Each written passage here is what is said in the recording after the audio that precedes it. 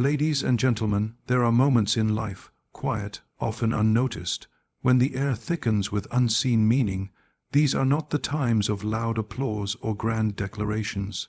Rather, they are thresholds. Liminal spaces, places where the old self begins to shed and the new self stirs beneath the surface.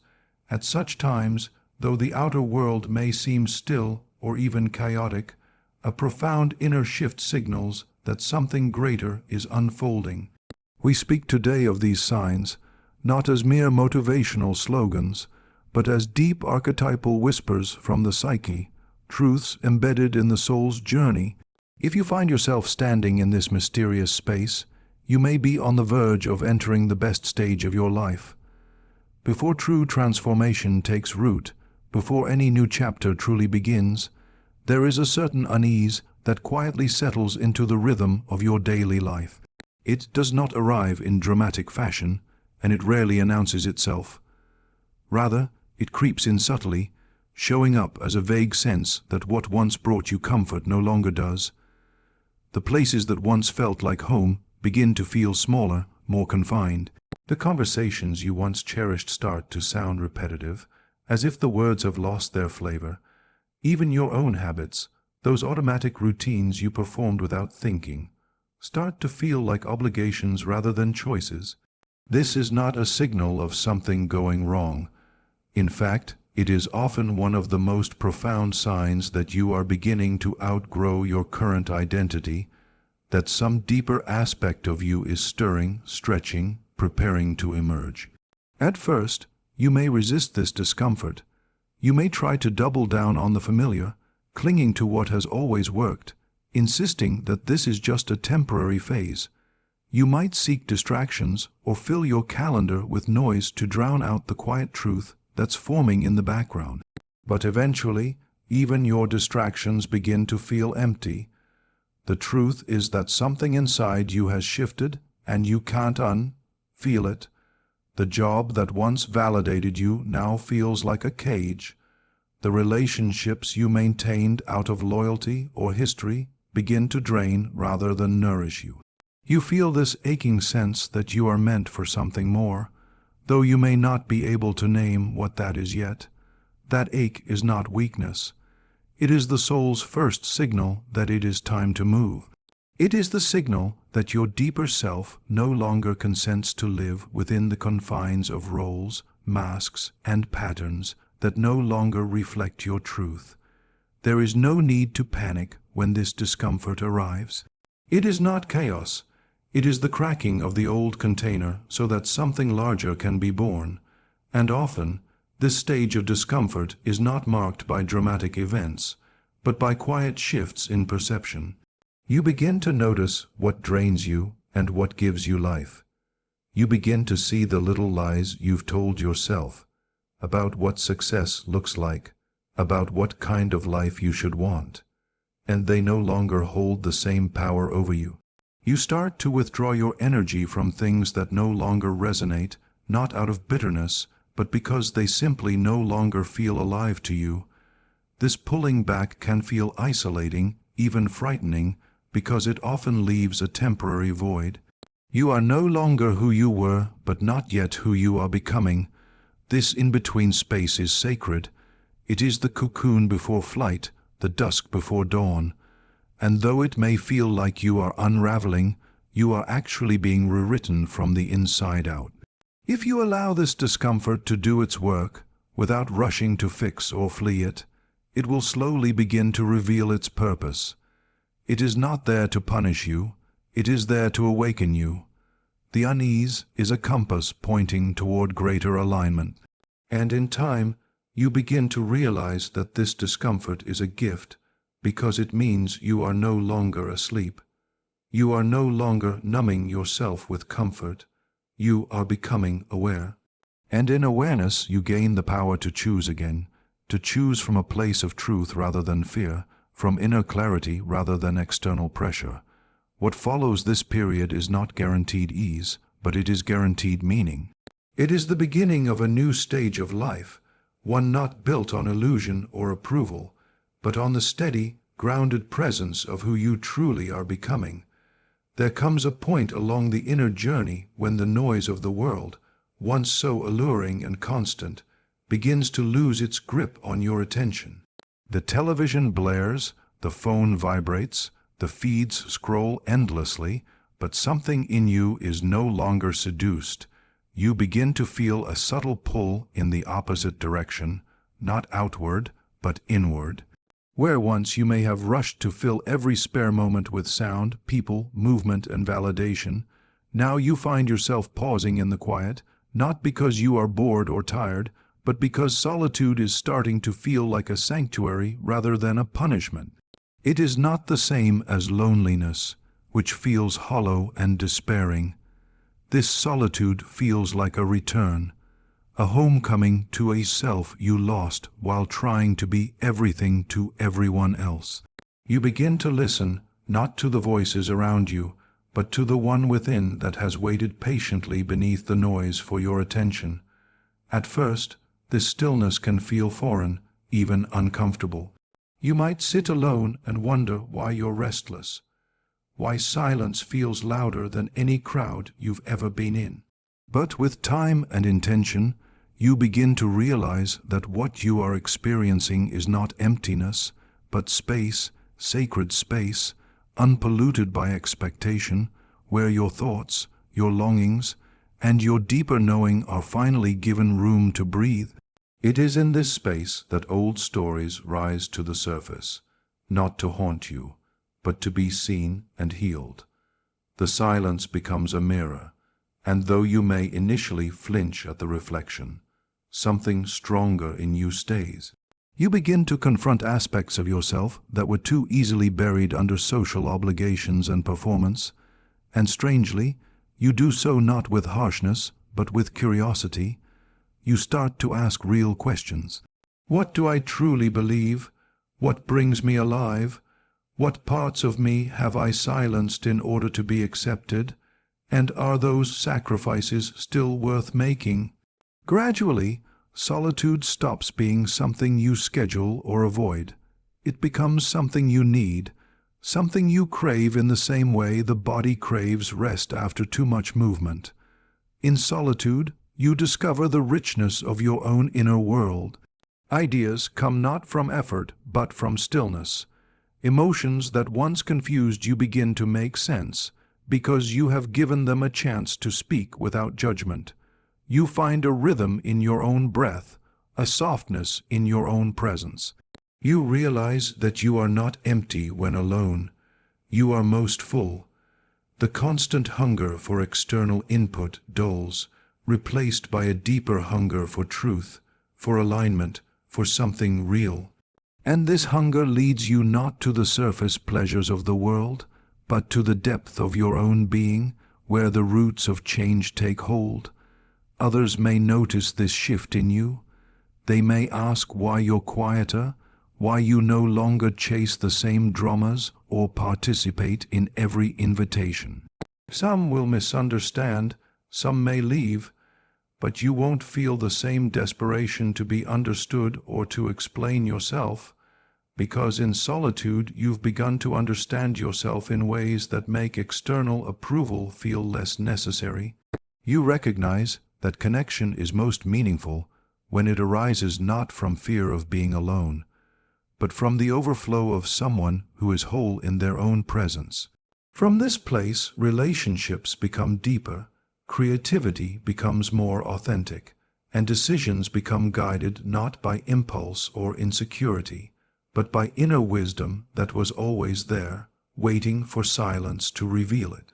In this newfound solitude, you don't just find peace, you find power, not the kind that dominates, but the kind that radiates quietly from within and touches everything you do without the need for performance or perfection. And in that space, something ancient in you begins to stir. Not the self the world told you to become, but the one you were born as, the one who remembers the way forward not through logic or approval, but through presence, through truth, through the quiet echo of a voice that never needed to shout in order to be heard.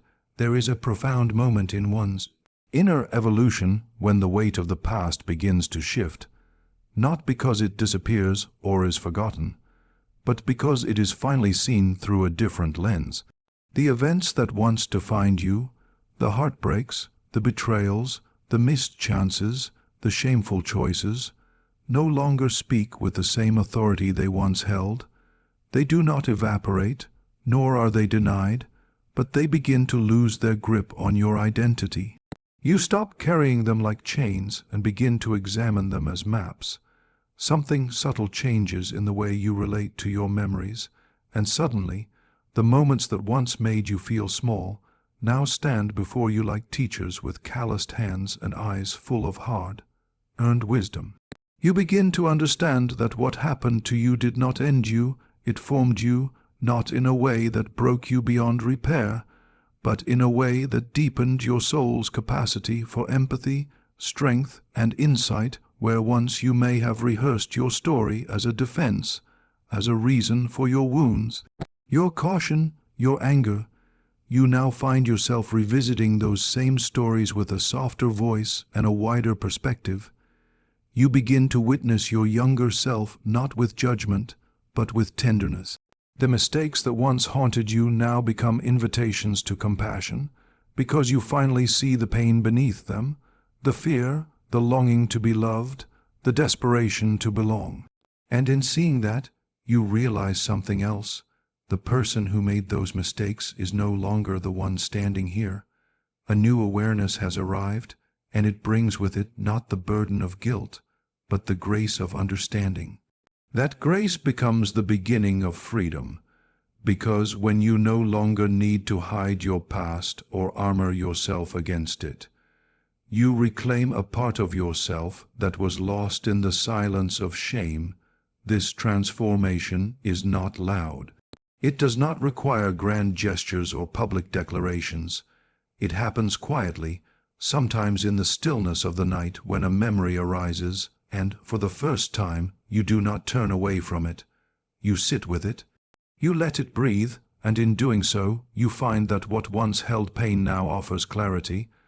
The roles you played, the patterns you repeated, the people you clung to or ran from, they all begin to make sense in the context of your growth.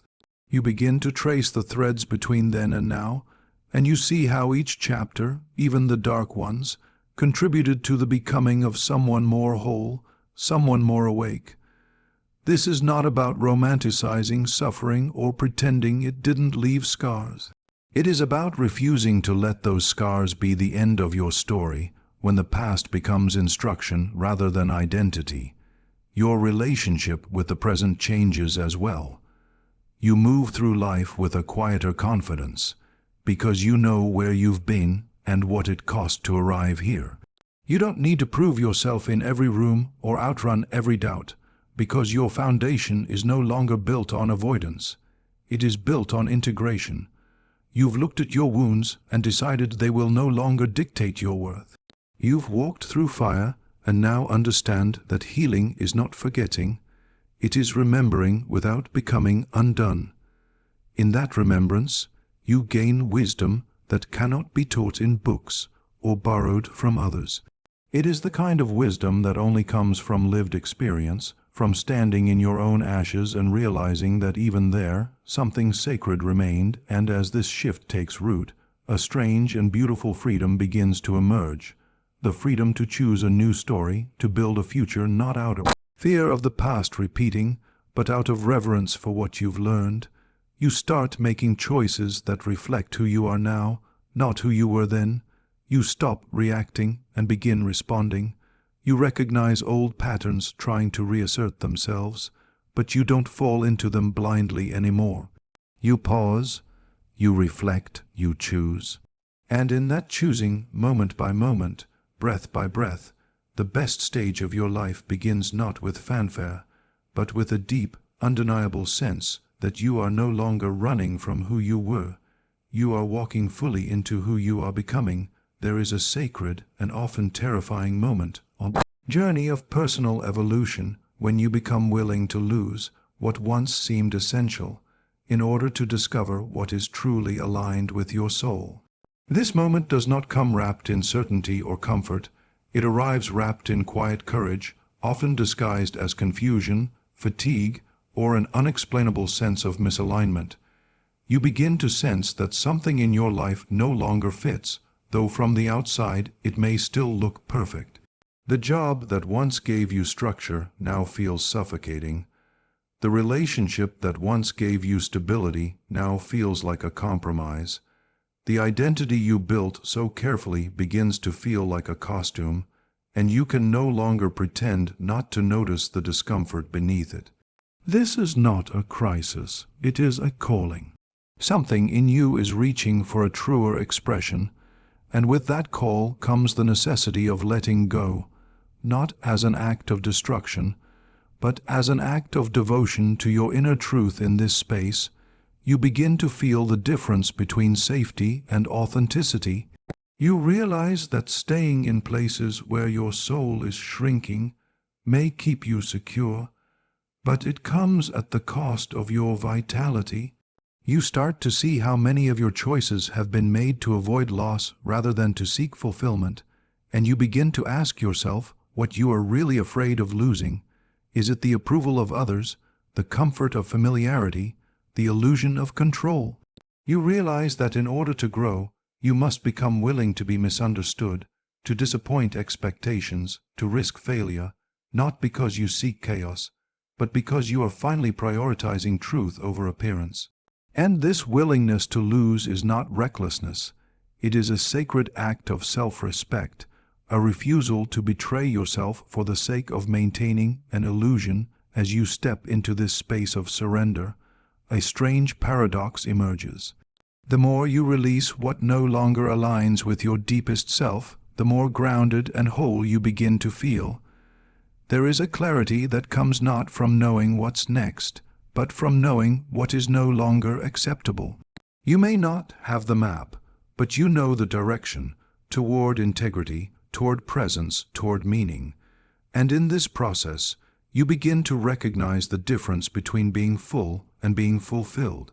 You let go of the roles that required you to fragment yourself in order to be accepted.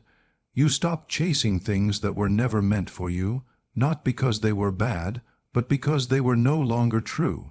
The shedding is not easy.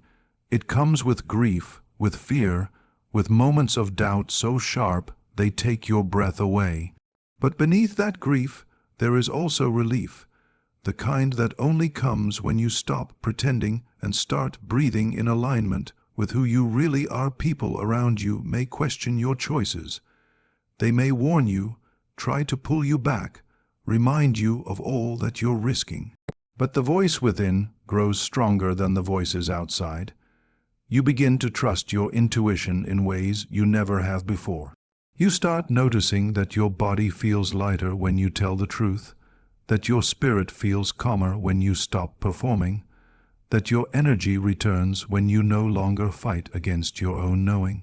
This kind of transformation is not glamorous, and it is rarely celebrated in its early stages. It is quiet, raw, personal. But it is also the beginning of power, the real kind, the kind that cannot be taken or faked, the kind that comes from living in alignment with your inner compass. Even when the path ahead is unclear, you discover that loss is not the enemy. In fact, the willingness to lose becomes the doorway to gain, of clarity, of strength, of authenticity. What you release may hurt in the moment, but it creates space for something far more nourishing to enter. You begin to feel a quiet confidence taking root, not because everything is certain, but because you are no longer at war with yourself. And in that inner peace, you find the strength to continue walking forward, even when you're unsure of the outcome, because something in you knows that the life you are now creating is no longer built on fear, but on truth, and in that truth is the beginning of a stage of life more expansive, more real, and more fulfilling than anything you could have forced or fabricated through staying small and safe. There is a shift that occurs so subtly at first that it almost escapes your notice. A gentle but persistent hum beneath the surface of daily life, a kind of quiet presence that begins to make itself known in the stillness between moments. It is not a thunderous revelation or a sudden epiphany, but rather a slow awakening to something that has been there all along, waiting for you to become still enough to perceive it. This shift does not announce itself with grandeur. It arrives through whispers, through synchronicities, through the inexplicable sense that your life is being nudged in a particular direction, not by force but by invitation. You begin to notice that the things you once chased with desperation no longer hold the same pull, and in their place arises something softer yet more compelling, a longing not for status or recognition, but for resonance, for meaning, for a life that feels like it fits you from the inside out. This presence, this sense of purpose, is not something you choose like an item off a menu, and it is not something that appears only once and then stays forever in its full form. It comes in fragments, in feelings, in moments of deep alignment that seem to arrive out of nowhere, yet leave behind a clarity you cannot explain. It comes when you're doing something that makes you lose track of time, when your words flow without effort, when your heart beats in rhythm with something unseen yet undeniably real. It comes in a conversation that opens something in you, in a challenge that reveals your strength, in an ordinary moment that suddenly feels sacred. And in these moments you feel something awaken that is older than ambition and deeper than ego, a sense that your life is not just happening, but unfolding with meaning you do not always know what to call it, this presence of purpose. Sometimes it feels like love, other times like a calling, a pull towards something just beyond the edges of your current understanding.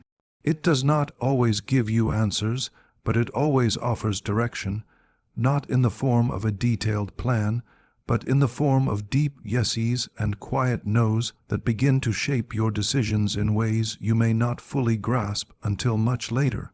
You begin to trust your gut over the opinions of others. You begin to follow curiosity instead of obligation. You start saying no without guilt and yes without fear. And even when the way forward feels uncertain, you find a strange peace in knowing that your steps are guided by something within you that sees further than your eyes can. As this presence becomes more familiar, you start to notice that it was never entirely absent, only drowned out by the noise of shoulds and expectations, only hidden beneath layers of conditioning that told you who to be in order to be loved, accepted, safe.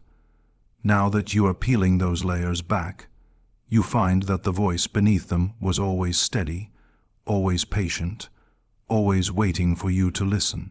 And the more you listen, the more you realize that your life doesn't need to be extraordinary in order to be meaningful. It only needs to be true. True to who you are, true to what stirs your soul, true to the quiet knowing that some things are meant for you simply because they awaken something in you, that nothing else can you begin to make peace with the unknown, because you no longer feel like you are walking alone.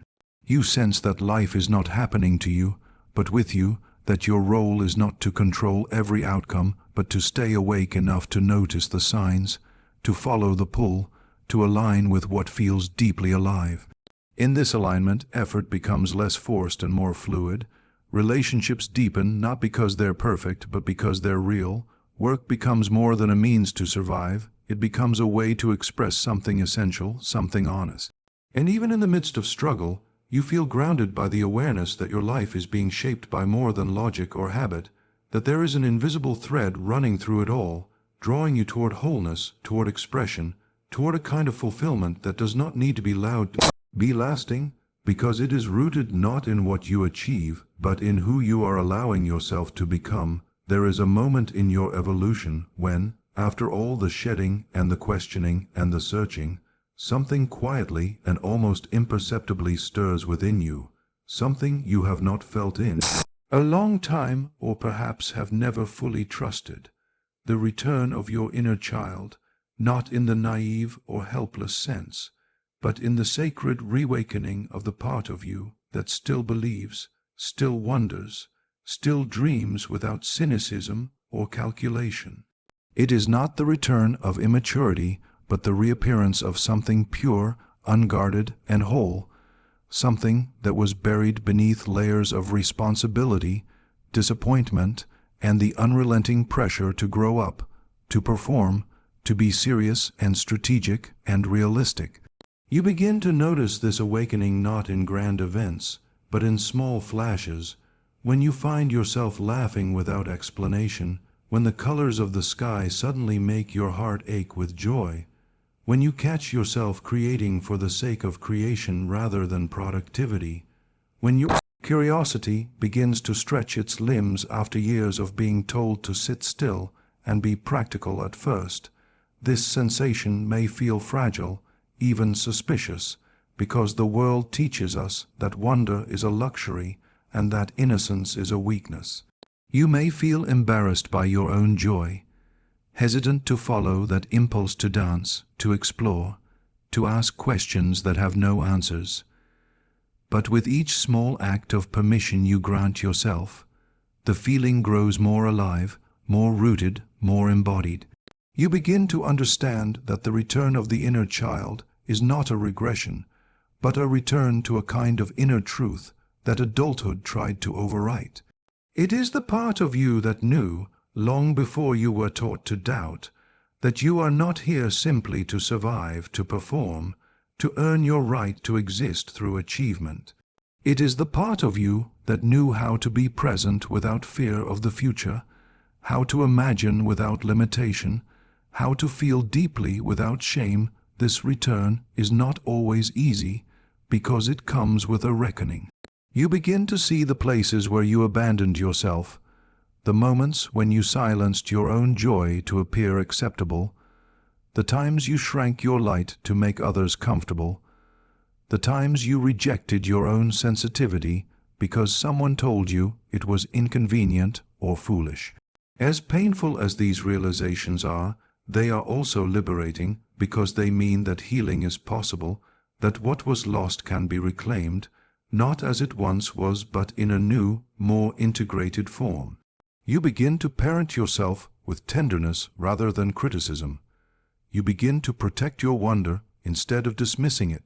You begin to understand that joy is not the absence of responsibility, but the presence of connection to life, to yourself, to the moment unfolding in front of you as this inner child returns.